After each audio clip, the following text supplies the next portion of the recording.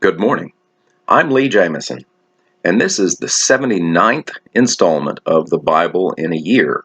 Today's readings will be from Joshua chapters 4 through 6 and from Matthew chapter 26, verses 26 through 50. 12 memorial stones from the Jordan, chapter 4. When all the nation had finished passing over the Jordan, the Lord said to Joshua, "Take 12 men from the people, from each tribe a man, and command them, saying, Take 12 stones from here out of the midst of the Jordan, from the very place where the priest's feet stood firmly, and bring them over with you, and lay them down in the place where you lodge tonight." Then Joshua called the 12 men from the people of Israel, whom he had appointed, a man from each tribe.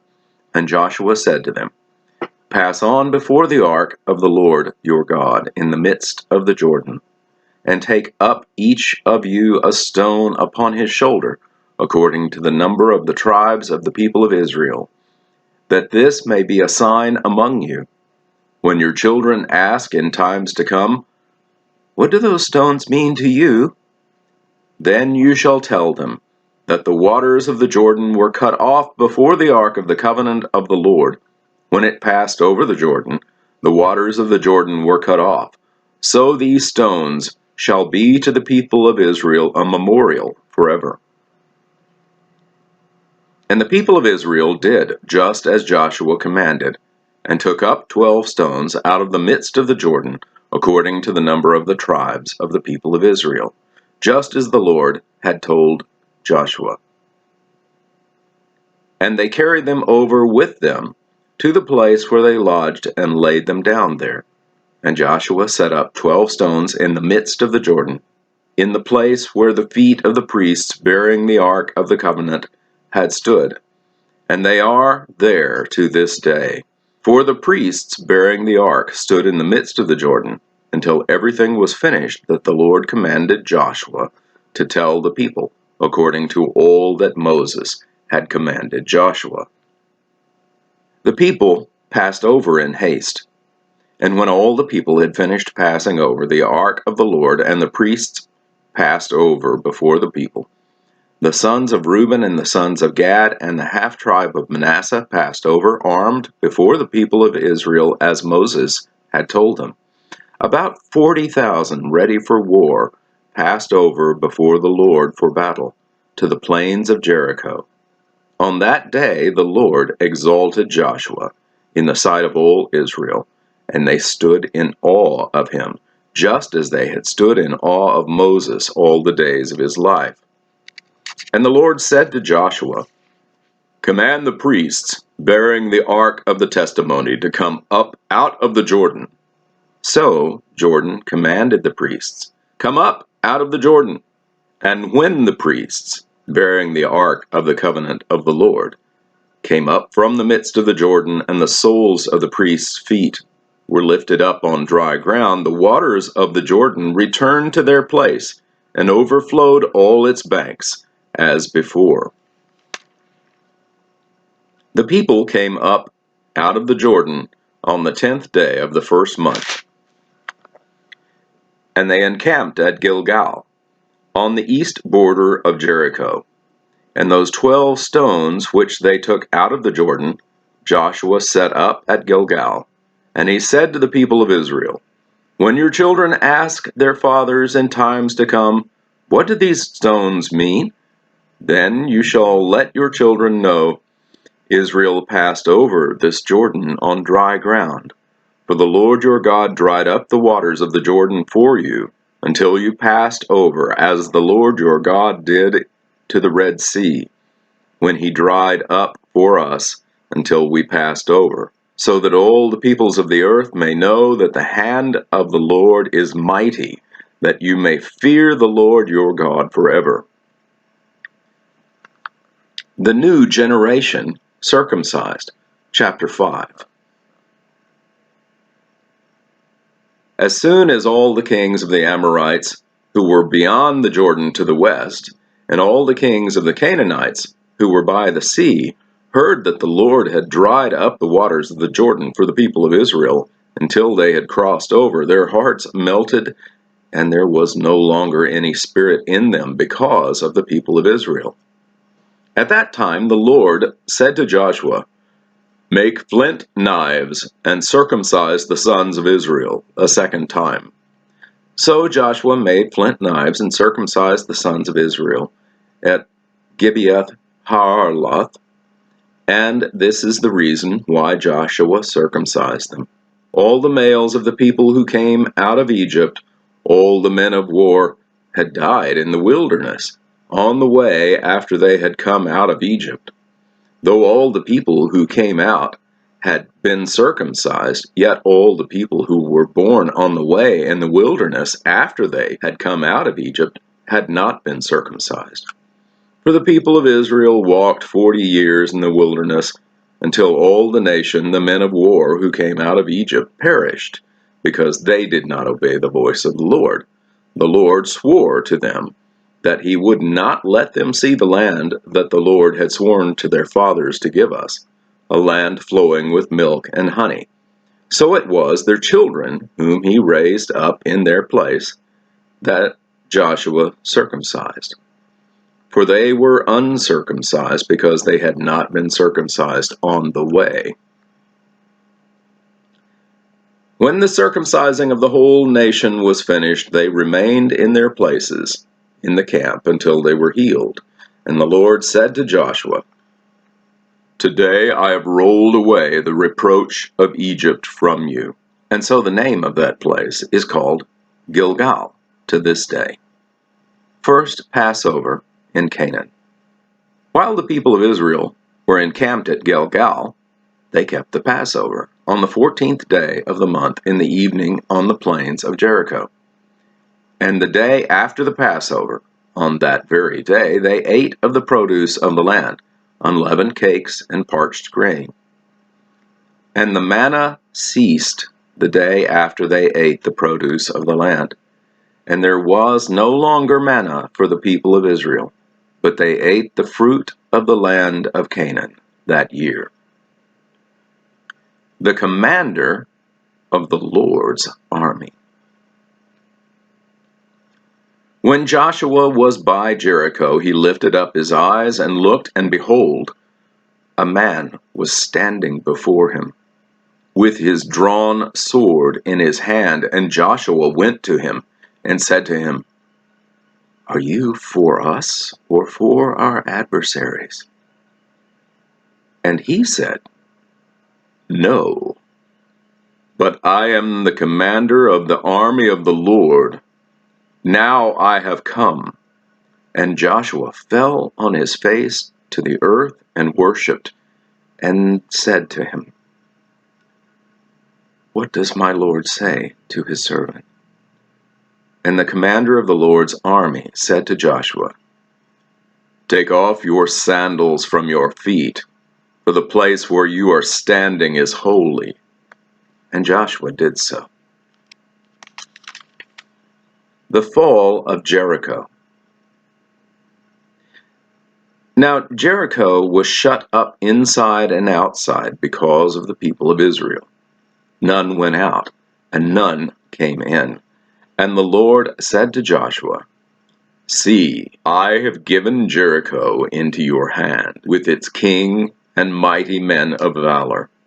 You shall march around the city, all the men of war going around the city once. Thus you shall do for 6 days. 7 priests shall bear 7 trumpets of ram's horns before the ark. On the 7th day you shall march around the city 7 times, and the priests shall blow the trumpets. And when they make a long blast with the ram's horn, when you hear the sound of the trumpet, then all the people shall shout with a great shout, and the wall of the city will fall down flat, and the people shall go up, everyone straight before him." So Joshua the son of Nun called the priests and said to them, "Take up the ark of the covenant, And let 7 priests bear 7 trumpets of ram's horns before the ark of the Lord. And he said to the people, Go forward, march around the city, and let the armed men pass on before the ark of the Lord. And just as Joshua had commanded the people, the 7 priests, bearing the 7 trumpets of ram's horns before the Lord, went forward, blowing the trumpets, with the ark of the covenant of the Lord following them. The armed men were walking before the priests who were blowing the trumpets, and the rear guard was walking after the ark, while the trumpets blew continually. But Joshua commanded the people, You shall not shout or make your voice heard, neither shall any word go out of your mouth, until the day I tell you to shout. Then you shall shout. So he caused the ark of the Lord to circle the city, going about it once, and they came into the camp and spent the night in the camp. Then Joshua rose early in the morning, and the priest took up the ark of the Lord, and the 7 priests bearing the 7 trumpets of ram's horns before the ark of the Lord walked on, and they blew the trumpets continually, and the armed men were walking before them, and the rear guard was walking after the ark of the Lord, while the trumpets blew continually. And the second day they marched around the city once, and returned into the camp. So they did for 6 days. On the 7th day they rose early at the dawn of day, and marched around the city in the same manner 7 times. It was only on that day that they marched around the city 7 times, and at the 7th time, when the priests had blown the trumpets, Joshua said to the people, Shout, for the Lord has given you the city. And the city and all that is within it shall be devoted to the Lord for destruction. Only Rahab the prostitute and all who are with her in her house shall live, because she hid messengers whom we sent. But you keep yourselves from the things devoted to destruction, lest when you have devoted them, you take any of the devoted things and make the camp of Israel a thing for destruction and bring trouble upon it. But all the silver and gold and every vessel of bronze and iron are holy to the Lord. They shall go into the treasury of the Lord. So the people shouted, and the trumpets were blown. As soon as the people heard the sound of the trumpet, the people shouted a great shout, and the wall fell down flat, so that the people went up into the city, every man straight before him, and they captured the city. They then devoted all in the city to destruction, both men and women, young and old, oxen, sheep, and donkeys, with the edge of the sword. But the 2 men who had spied out the land, Joshua said, Go into the prostitute's house, and bring out from there the woman and all who belong to her, as you swore to her. So the young men who had been spies went in, and brought out Rahab and her father and mother and brothers and all who belonged to her, and they brought all her relatives and put them outside the camp of Israel. And they burned the city with fire and everything in it. Only the silver and gold and the vessels of bronze and of iron they put into the treasury of the house of the Lord. But Rahab the prostitute and her father's household and all who belonged to her Joshua saved alive. And she has lived in Israel to this day, because she hid the messengers whom Joshua sent to spy out Jericho. Joshua laid an oath on them at that time, saying, Cursed before the Lord be the man who rises and rebuilds this city Jericho. At the cost of his firstborn shall he lay its foundations, and at the cost of his youngest son shall he set up its gates. So the Lord was with Joshua, and his fame was in all the land. And that concludes the reading in Joshua. Now, Matthew 26 through 50. Institution of the Lord's Supper.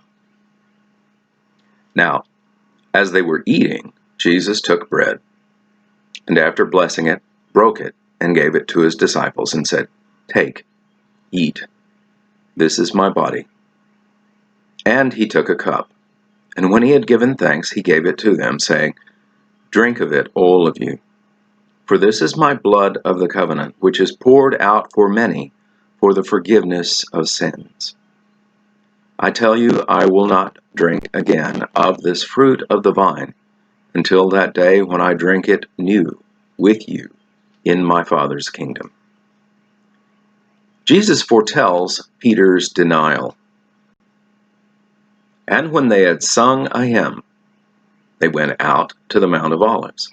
Then Jesus said to them, "You will all fall away because of me this night. For it is written, I will strike the shepherd, and the sheep of the flock will be scattered. But after I am raised up, I will go before you to Galilee."